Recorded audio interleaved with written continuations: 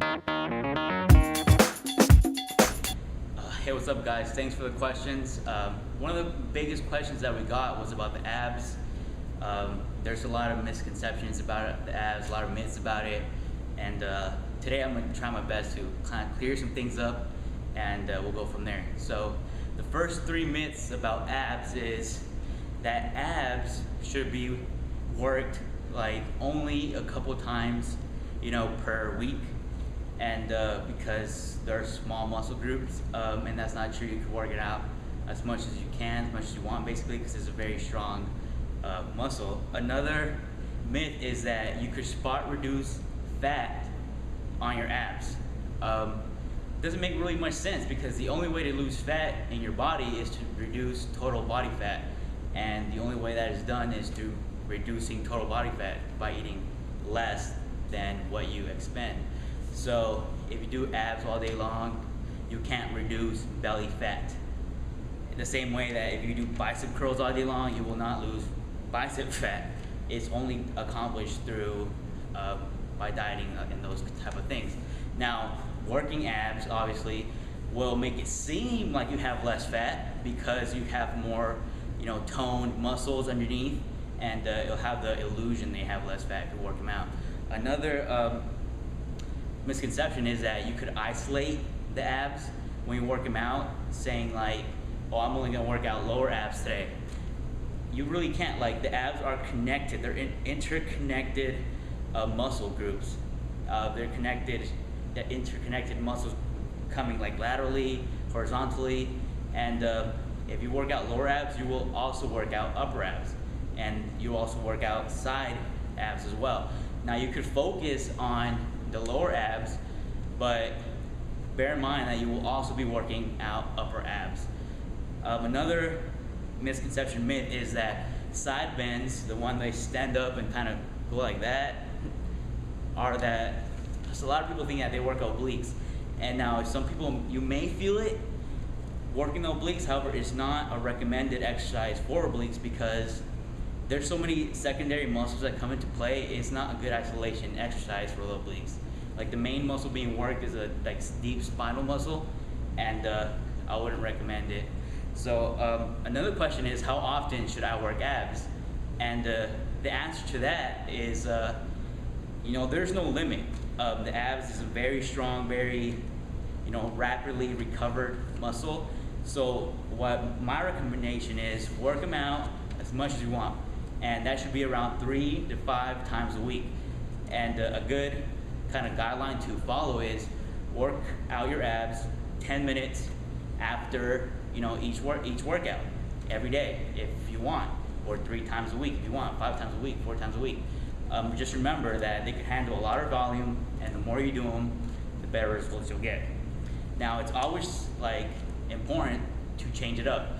Like with every muscle group, if you keep doing the same thing over and over again, you're gonna get the same results. So you're gonna reach an end point where you can't get any more muscle because it's used to it. Once your muscle gets used to a certain stimulus, it will not grow because it's used to it. It's not gonna be challenged anymore, and it's not gonna be worked the same. So always change it up. Change the rotate the exercise. Change the volume of the whole workout. Change the duration. Change the tempo of each curl, of each set. Change the, what else can you put? Change the certain order.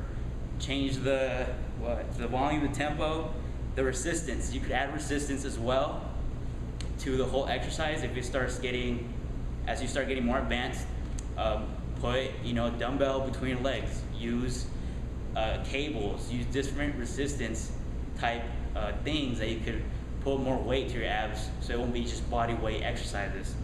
Now, another important thing when we talk about abs is form, and to perform a proper crunch, you need to breathe correctly, and basically make sure you exhale all your air, because you can't contract your abs correctly with your lungs full of air. It's not going to work. So exhale completely with every set. With every repetition. That way you can get full, true contraction, and it works out your abs better. And another good thing to talk about is recovery. Now, like I said, abs are a very strong muscle. They recover fairly fast. They're very tough, and one of the reasons why is because they're really close to the heart and lungs. They are what they call rapidly reoxidizing muscles, which means they receive the nutrients, they receive the blood flow, they receive the oxygen back really fast, so they don't exhaust that much. They are able to recover fast. So since we know that, like when you follow between your exercises, between your stations, don't rest. Go immediately to the next station. So be doing your ab crunches, whatever you're doing. Go to failure there, and then go to the next one. Go to failure there, and go to the next one. There's no need to be resting between more than it takes you to walk to there. It may take you 10 seconds. That's fine. That should be your rest. And that's pretty much it with abs. Remember also, another good tip is to do lower first. Lower abs are the hardest to get, so if you work them out first, you have the more energy. First of all, you have just more focus to hit them harder. So do lower ab exercises first, and then continue by doing upper and obliques. And right now we're going to show you some exercises y'all can do, and here we go. All right, now the first exercise is going to be the hanging leg raises, so let's go. Now this one, just get whatever you could hang on, and basically this lower ab exercise primarily, and what you need to do is just jump up, and we're going to be moving our pelvis up, and like this.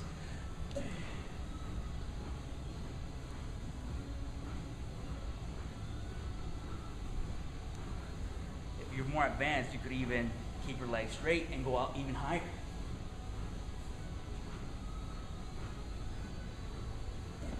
That's basically how you do it.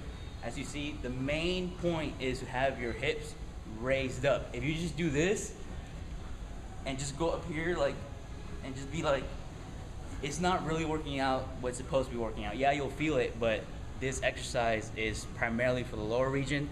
So raise those hips up, get that contraction, and that's the way you'll get results.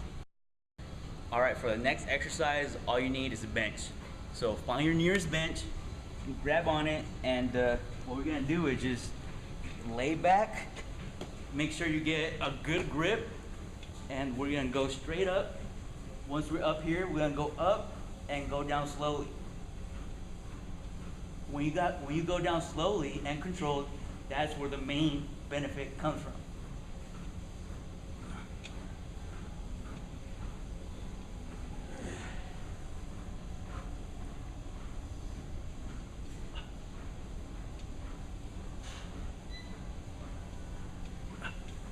So as you saw, there's like a hip raise, and then the lowering down of the legs.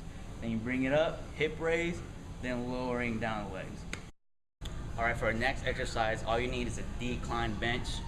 And what you do here is just lay on it, and the whole point is to keep your butt up and do the contractions with your butt up in the air. I'll show you.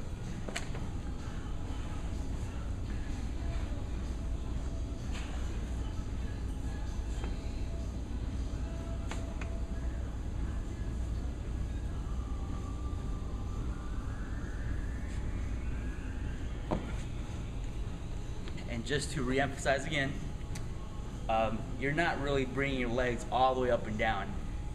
Key point is keeping your butt up and then getting the contraction like that. All right, for our next exercise, it's gonna work the side walls. Now this works primarily on the finger-like kind of striations on the side, the lines on the side, just everything on the side of your obliques and your abdominals. So just get any type cable, no straps or anything. Just grab it at the end point, and what you're gonna do is you're gonna contract your side wall by doing such things. You're gonna raise up your knee and lower your elbow at the same time. You're gonna focus on feeling that contraction on your side wall. You have to think about this. So 1, 2, 3. Keep your hand on your side wall to make sure that is what you're contracting. If you're feeling a burn somewhere else, like in your bicep or something else, you're not doing it right. make sure you feel the contraction in your sidewalls. And you could hold it if you want to, just keep the motion going. And that is like one of my favorite for the sidewalls.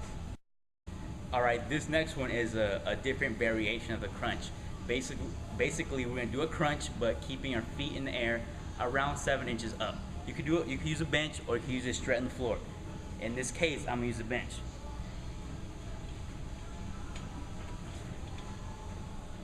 So, legs up around 7 inches from the plane of the floor, and what you're gonna do is you're gonna crunch it up all the way up.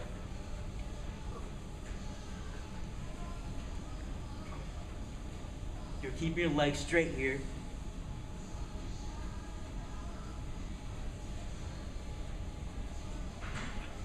So the greatest benefit from that is going to be as you contract your torso up.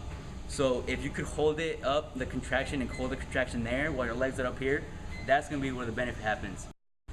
All right, that's it. Thanks for watching. That's just some of the simple exercises you could do. There's many more you could incorporate into your routine. Just keep changing it up, find new ones that you could plug in there, and that's it. Hopefully you get the six-pack that you want.